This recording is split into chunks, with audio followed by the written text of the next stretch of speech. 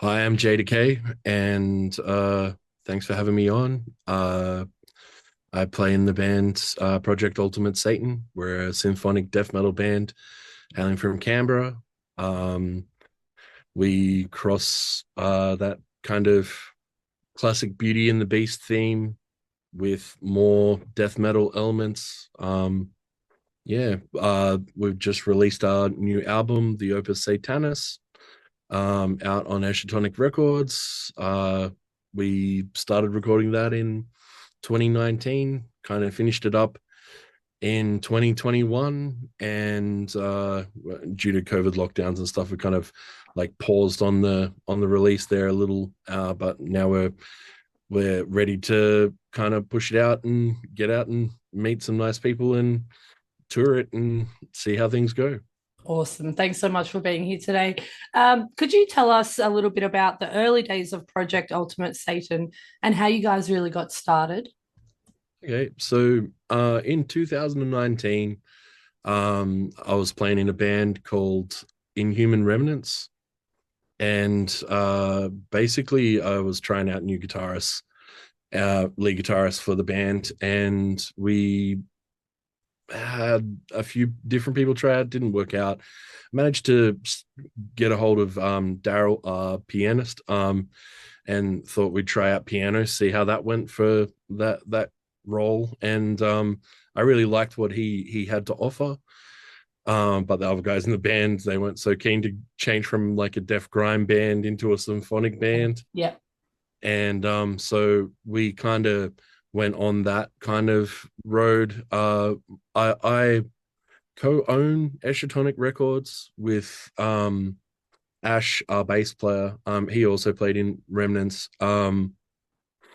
We kind of seen the value and like the how good the stuff was sounding, and we kind of put in and made it an official project and started to recruit people for that. Um, my role in the record label is to kind of record and produce and do artist development. So my studio is always full of different people, different bands coming through. We kind of offer it as a service for the label, and manage to see a lot of cool different groups coming through and be able to kind of pick and choose and ask artists to come on board. So managed to steal, well, not steal, Amos, our drummer from Black Mountain, and got him on board pretty early on. Um, and then we kind of went to the Terravoris boys and asked them. So Scotty, our vocalist, and um, Cal, the guitarist from Terravoris, got them to come on board. I was also working with Zoe or Tetranova to try and develop the stuff before Scotty came on board, Mhm. and I was prototyping the vocals and trying to work out that production side of the femme and masculine vocals, and trying to figure that out in a different way. Yeah.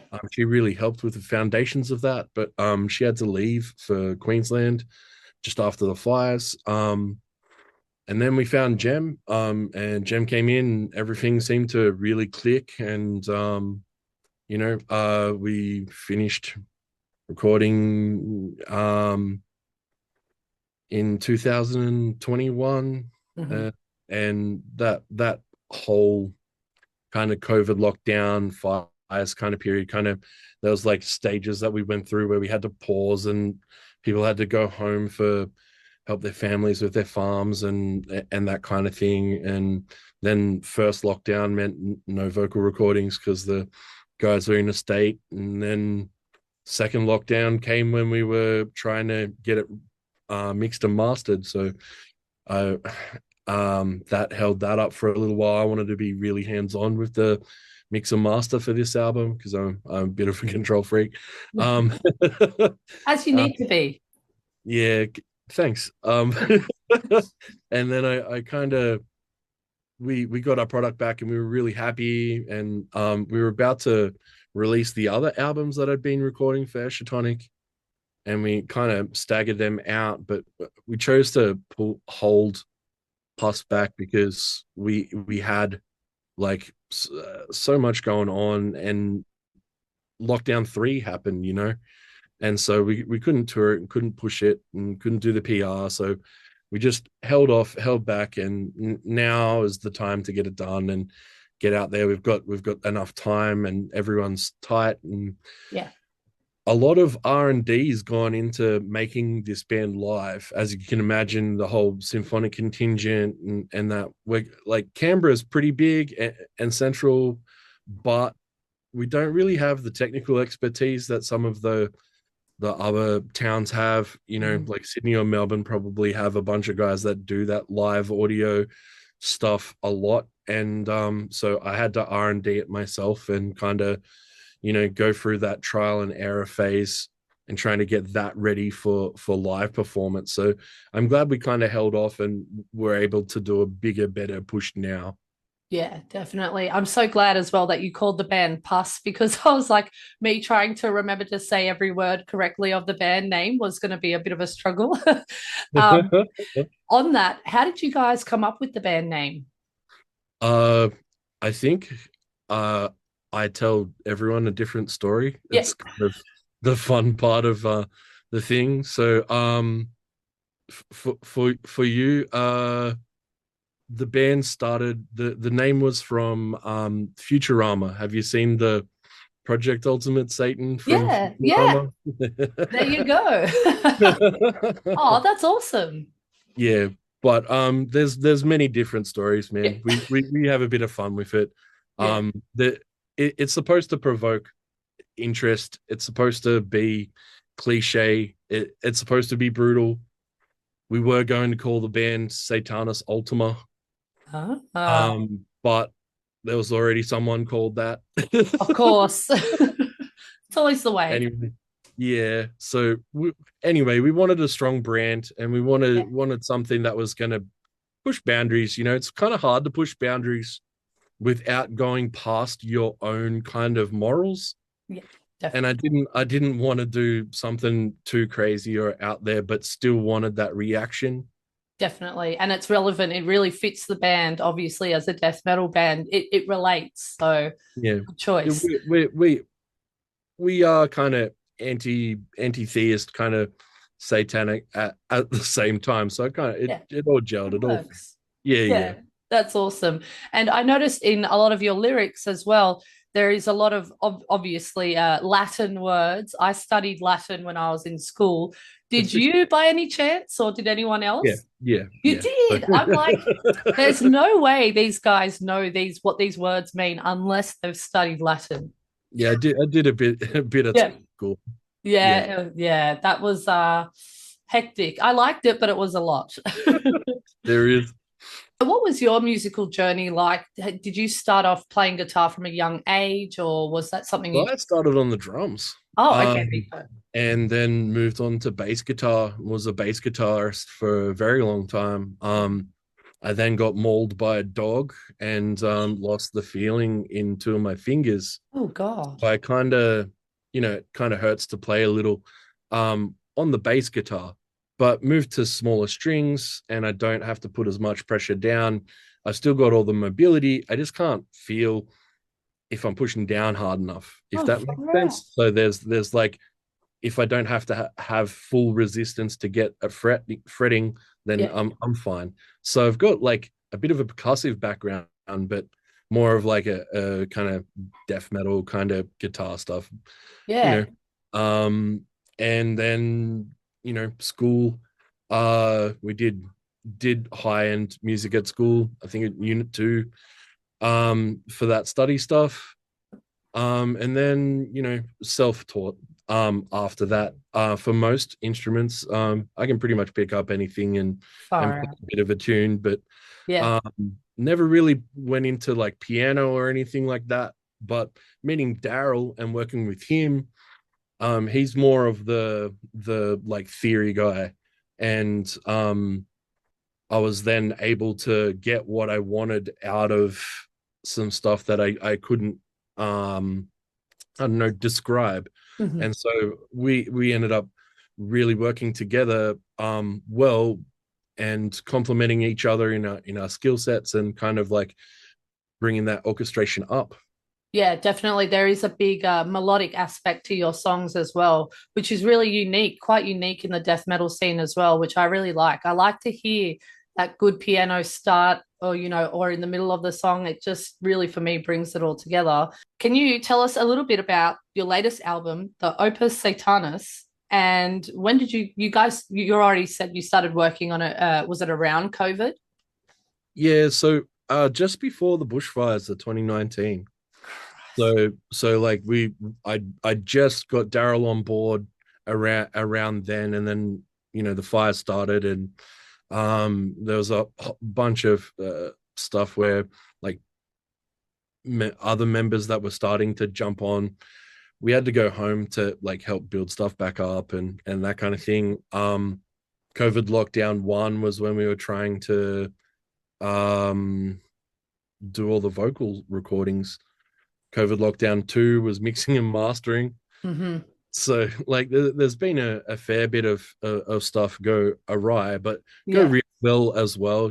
Always take advantage of things that are there to, sure. never just let things sit or defeat you. You know what I mean? I'm big fan of that. The album itself is made up of 2 movements. The first called Malefice Maleficarum.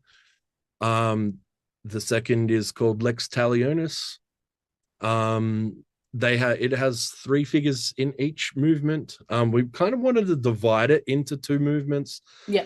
Kind of split up both like so for a side A and a side B on an album, but to have like night and day and kind of that kind of thing.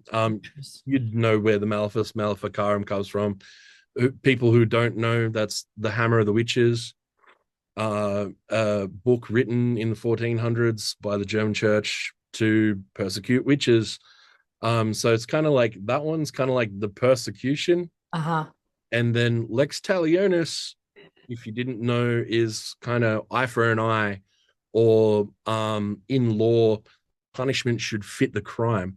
Okay. And so it's like the persecution and then the punishment should fit the crime. And so there's that. There's figure 1, which is Symphony S Infernus, from movement 1. That song's kind of like an evocation of Lilith, but Yes. it's kind of like follows 2 different people's pathways through doing that. Mm-hmm. And what would happen if you were embodied by the most evil spirit in the world, right? Yeah. And so it kind of follows that and kind of explores that. We had that as like a different idea on how to change that kind of beauty and beast dynamic. That's cool. Instead of being so romantic or that kind of thing. It's more like perspective and personal stories, if that makes sense. Yeah, And definitely. so, yeah, kind of drives like that. Figure 2, movement 1 is called Humanity's Last Breath. Now that song, it's pretty long. It's like 9.5 minutes. Pretty brutal. It's kind of like written as like a journal entry, kind of like as if someone had happened to them, and it explores their kind of journey through rejection and their self-healing, and also like a massive event, and kind of like, I don't know, I find it hard to explain, but kind of, when you're writing in a journal, you're not supposed to read it. Yep. Other people aren't supposed to read it. It's just supposed to be like a throwaway thing. Well, you're reading someone's worst day. Yeah. And they're kind of like, yeah, the song gets pretty crazy. Figure 3, I forget which one that is. 2 seconds. You're right. Figure 3 is This Is How Freedom Dies. A lot of people, we get a lot of really good feedback from that one. Yeah. Basically, we wanted people to be able to take it and think what they want for it. About them. It should be your is this still happening to me? Why can't I get, why am I not free? That kind of like entrapment kind of thing. We we wrote it before COVID. Oh wow. You know what I mean? So Yeah. it's not actually written for COVID. It's not. We were going to release a film clip to go with it.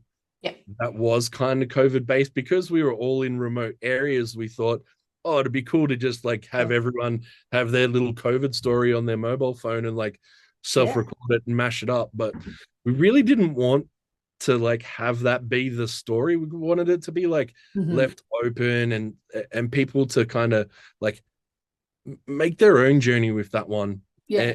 And again, it's just kind of a diary reading. It's like a little bit of a rant. People, different anti things that like I don't want to push my ideals on anyone. So it's like a little bit of like politics, a little bit of societal stuff.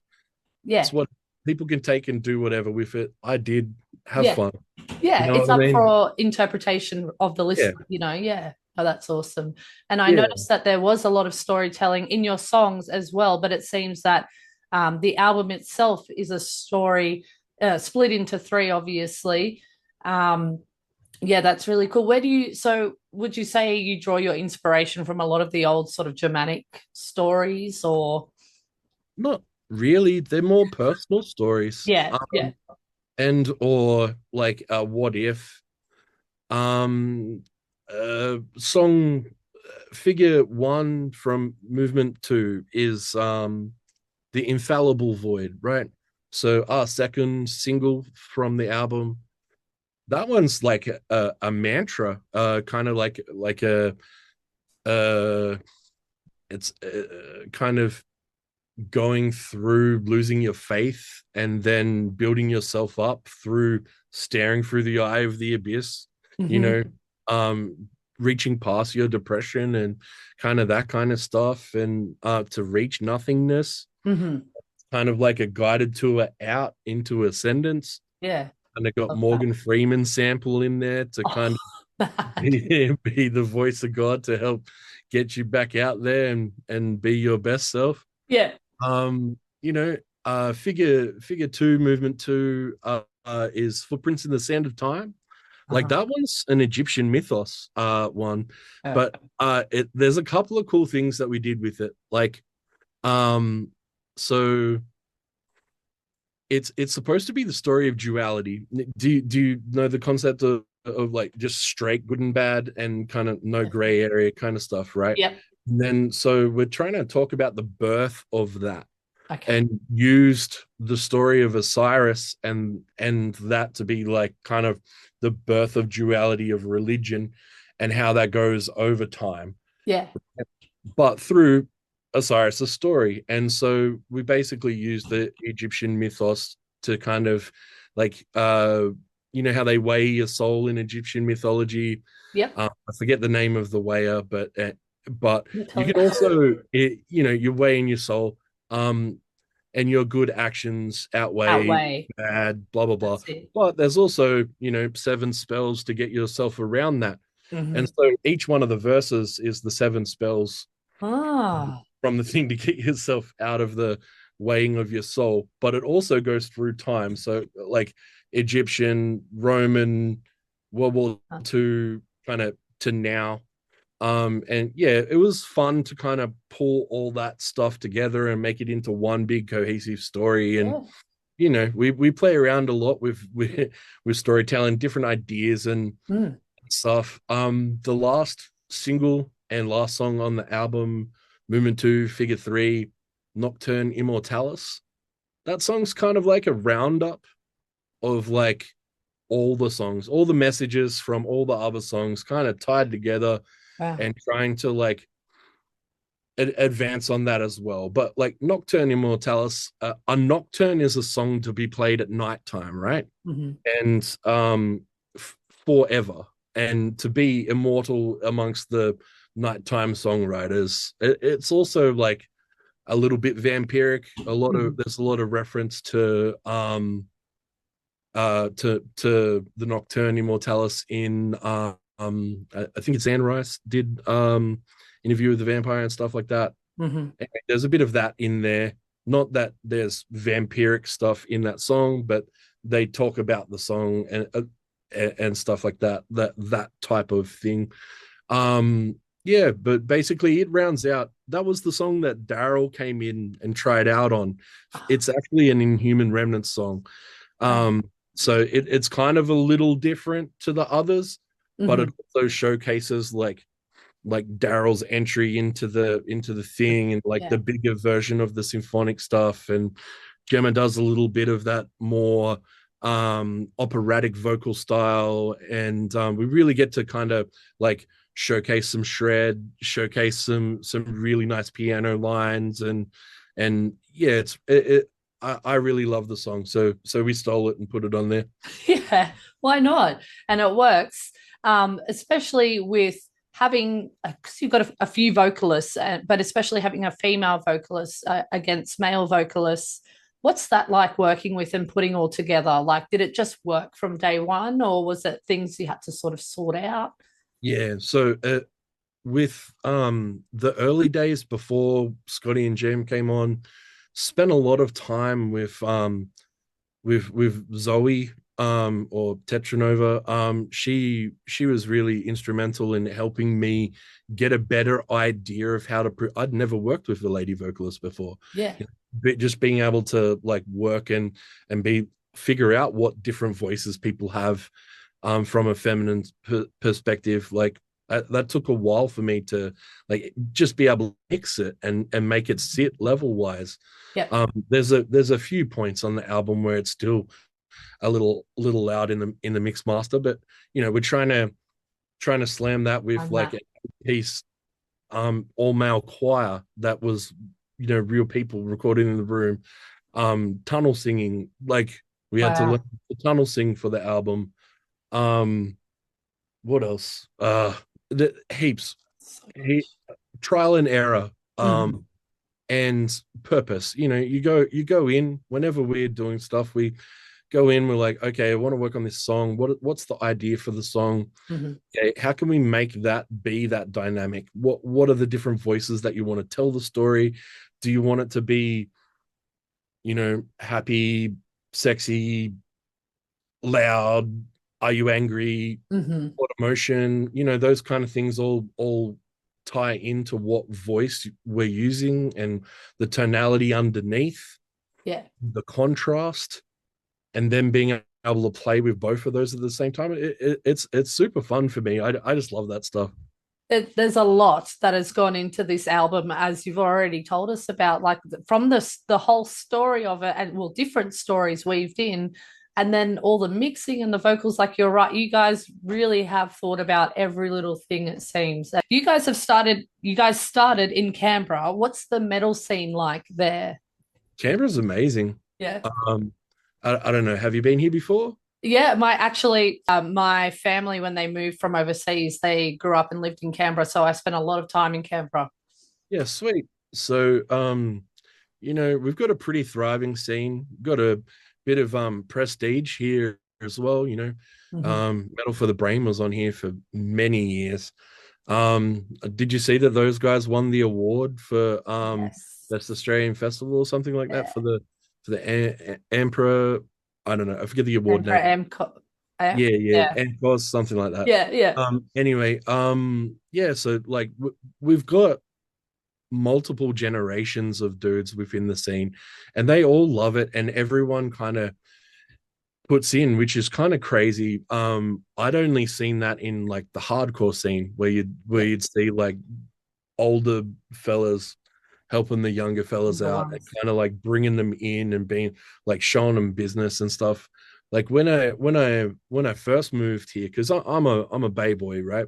So I come from Bateman's. I went to school there until I was 16, and then moved to Canberra to do uni, right? So when I came here, like I'd been coming down for years to go to Metal for the Brain. I had a pretty good idea that was going to happen, and a lot of our bands from Bateman's Bay would come and tour through here. Yeah. So the smaller kiddier bands in the AA scene, you know, like death metal in the AA scene's kind of funny. the hardcore scene in the AA side's like crazy here. Yeah. There's been multiple underground venues with like, um, and then the over 18s side of the metal stuff is awesome. We've got the basement, we've got Yep. Pot Belly, we've got the Transit Bar, we've got the ANU, the UC, like they're all world-class venues, but like I love the basement and always have gone. I work there, you know what I mean? Yeah. So it's Yeah. it's like my little home away from Home. home. The new owners, I call them caretakers because different times people they're now the current caretaker of of the basement, Yeah. and they're doing an amazing job. You know what I mean? Good. Like they've taken it, they've kept it going through the middle of 3 big lockdowns, Yeah. and still keeping it running, and still doing everything to make the metal scene in Canberra run well. Yeah. You know what I mean? All the best to those dudes. But there's also like I run a podcast as well, so Canberra Metalheads. We also do shows and promotion with um Local father bands. chapter for Maria, so South Coast Metalheads, Yeah. and we kind of like we do shows here and there and kind of tour people through and try to do that stuff. Awesome.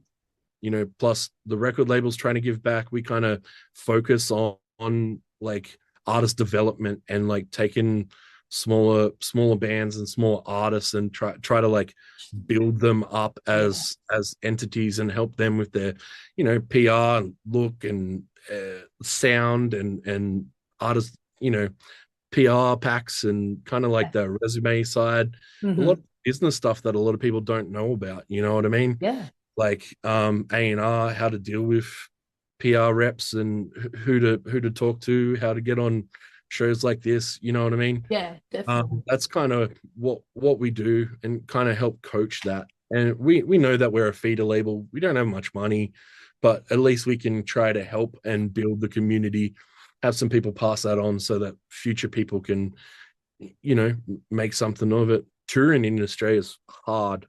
Yes, I was just going to say, well done. That I'm so glad to hear that someone is. I know there's people out there trying to do what you're doing as well, but to hear you're doing it in a, you know, maybe more of a rural sort of setting and really trying to push those smaller bands and that it's still alive there is just awesome to hear. Well done. Thanks, man.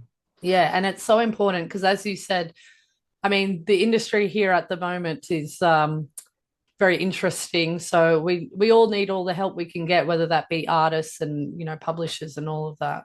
So important. What bands do you draw inspiration from? So heaps.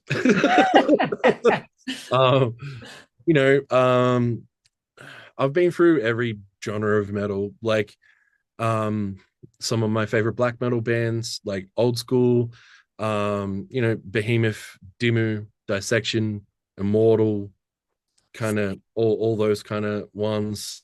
I never really got into Cradle of Filth myself, but other members of the band are into Cradle of Filth and that kind of stuff. Yeah. I was in my black metal days. Immortal was my vibe. Nice. But newer stuff, black metal wise, I really like Veil of Pnath and like some of that stuff. I'm really getting into Igor, and things like that. Disembodied Tyrant. That was pretty cool to discover the other day. But death metal influences from like mellow death from like the 90s. I came up through the Satanic Panic and the whole black metal era. So like Opeth, At the Gates, like The Haunted, a whole bunch of that stuff. Flesh God Apocalypse, Cattle Decapitation, and then I'm a big grind fan, so I like Mortician and heaps of grind bands. Gut, blah blah blah. I won't say bad swears on on your channel, but you can if you want. there's a heap of really brutal named bands that I probably shouldn't say. And then I go all the way into like death death metal being like Deicide and like I'm a massive tech death fan. Origin, The Faceless, like Zenith Passage, Beneath the Massacre, like all that stuff's like I like the pinnacle of instrumentation. Do, Hmm. do you know what I mean? Like my Yeah. whole life, I've sought to be the best musician I can be, the best producer I can be, the best, whether I've reached it or not is completely irrelevant. But I Yeah. like to hear versions of where leading edge artistry in different things are and kind of follow that. Yeah. And draw inspiration from a lot, it sounds like. Yeah, and Yeah. like of course I'm massive classically inspired as well. Vivaldi, Beethoven, Mozart. I've got Mozart tattooed on my hands, Oh, that's like bad. well, it's Desiree. It's his fourth requiem, right? And like I love that. Electronic music as well. I haven't done so much more industrial or electronic elements on the album. Yeah. Just because I thought that we were starting to reach the point of like too much. Yeah. No, that's And so then understandable. there might be some hints in the next album, you know what I mean? Yeah. But like I like to keep it a little bit more traditional instrumentation, right? Yeah. And it'll only be to add to that traditional instrumentation for this band. Yeah, definitely. Um, yeah, you can if people want to hear my electronic stuff, it's Def Cult Massive. Check it out. I was 19. I was into electro too. Oh, that's cool. I But think when you find your sound as well for an album or a band at a certain time and you stick with that, I think that's the best thing to do for that time, not try to add a whole bunch of different, genres and that. yeah. So we're kind of like there's only so much layers you can have on the layer cake, Yeah. and I think we got a lot on the layer cake already. Yeah. So yeah, we're doing that. What else? There's I could talk bands for hours, man. Yeah. Yeah. No, that's amazing. And yeah, really indicative of your intelligence as well when you can listen to a whole range of genres and not just be picky and say, no, I only like this, so I'm only going to try and do what this guy does or whatever. It's really Yeah. awesome to have such a wide range of interests in music, I think. Um, is there any festivals or tours you have your sights set on as a band? Oh, there's heaps. We tried for Wacken, I think it was last year My for the God. for the Wacken band camp. Yeah. And yeah, we got kicked off our heat. But that was like early stages of us forming and Yeah. just trying to I think that was like our second show Far as a out. band and trying to like half the guys in the band hadn't used inner ears before.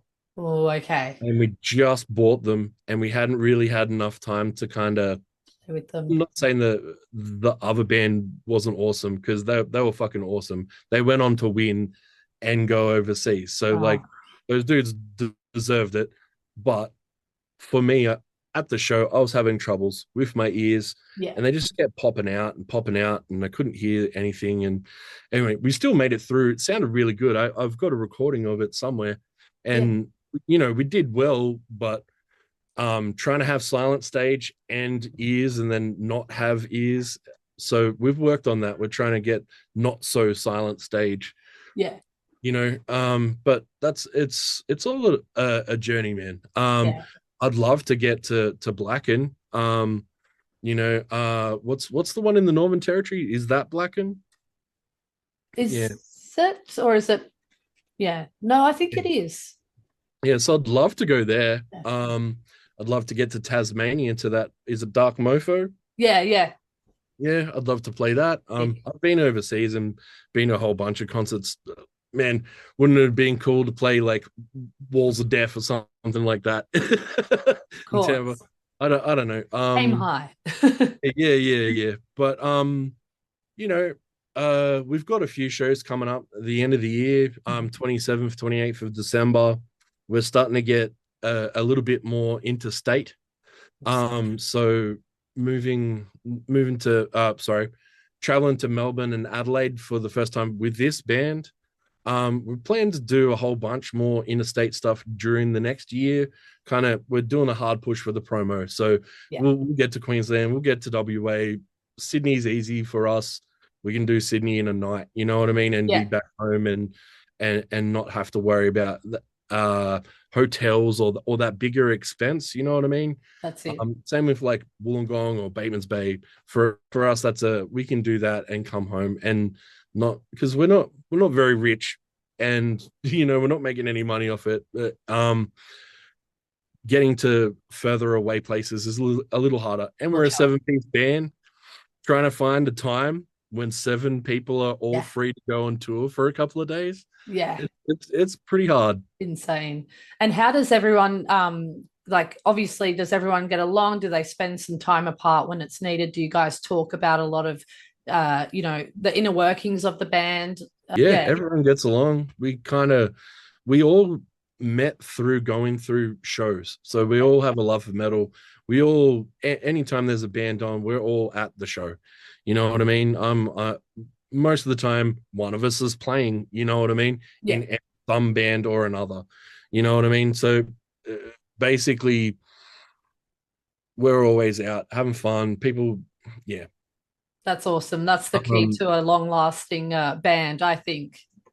Yeah, indeed.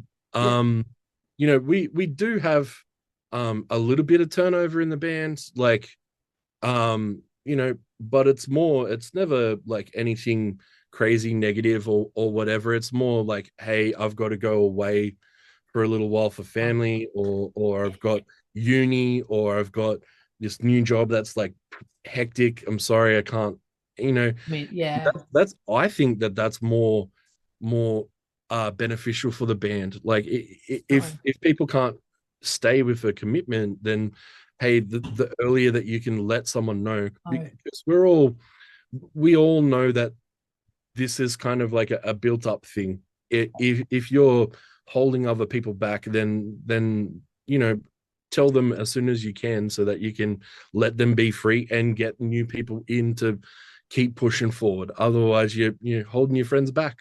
Yeah, that's it. That's exactly right. And it'll never work if you guys can't communicate. And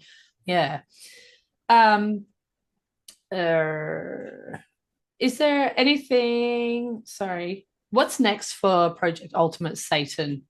Are you guys going to keep going? Yeah, of course. We've been working on the new album for like 2.5 years now. Mm-hmm. So it's nearly finished. I think we spent like a year on the orchestration on this one. So like it's a lot bigger and more what would you say, like more thought of and thought out and well, much better composition. And we've also figured out how to make it sit properly. It's 2 years later and we've been working on it, and now it's kind of coming to a point where we're pretty happy with how the orchestra sits and how the new sound flows, and people offering in the vocals. We know what we want to do now. And so the new album is going to be awesome. It's a little bit heavier on the more brutal side than the last one, a little bit less black metal-y, but we'll see. I might add in a second guitar part and extend the songs out by 5 minutes each. That'll be a long album. But we'll see. The new album's all the songs are a bit shorter. They're more like 4.5, 5-minute songs. But they kind of flow together. So it's still one piece, but we want to tour. We want to promote this album. That's our next 12-month goal, is to try and get that touring thing happening and getting that ball rolling, and then following it up with the new album straight away. Wow. There's not much else I can foresee for that besides more recording, more releases, more of the same, because it's a passion for me and for the band, and everyone loves it. We try to get out as much as we can, but we're also trying to record as much as we can. So we'll see how it equals out. Yeah, no, that's awesome. Just get out as much as you can and yeah, record what you can. And yeah, no, it's so exciting. Is there anything else you'd like to say or add or talk maybe to your new fans or even older fans? I'd just like to thank everyone that's been checking it out. And for people like yourself that are giving us a place to talk about it and really appreciate it. Anyone who's been giving us great feedback, thank you. Any new like people that are like-minded that are liking the album. I don't like to use the word fans. So I, you know, I like-minded people. Come up and say good day at a show. Come and like I like to meet people and talk metal and talk philosophy and talk stuff. So come and say hi at a show. We don't bite hard, unless you want to. Yeah. But basically, thanks everyone, and thank you for having us on. Oh, you're so welcome. I just know we're going to see so much more of you guys. And you yourself, you're already like, I think when people look at bands, they just think, oh, they're just musicians, they just play music. But you've proved that you're behind the scenes, just working as hard for other bands, other smaller bands as well. Yeah, so it's, it'd be awesome if people just went up to you and said, hey, and then got chatting about music and, yeah, the inner workings of it. So well done. You can stream Opus Satanas. I knew I was going to say that wrong. You can stream the Opus Satanas album now. Get behind this up and coming Aussie death metal band playing live at Anti-Christmas and a bloody good New Year, December 28th at the Velvet Underground. Thank you so much for sitting down with us today. No worries.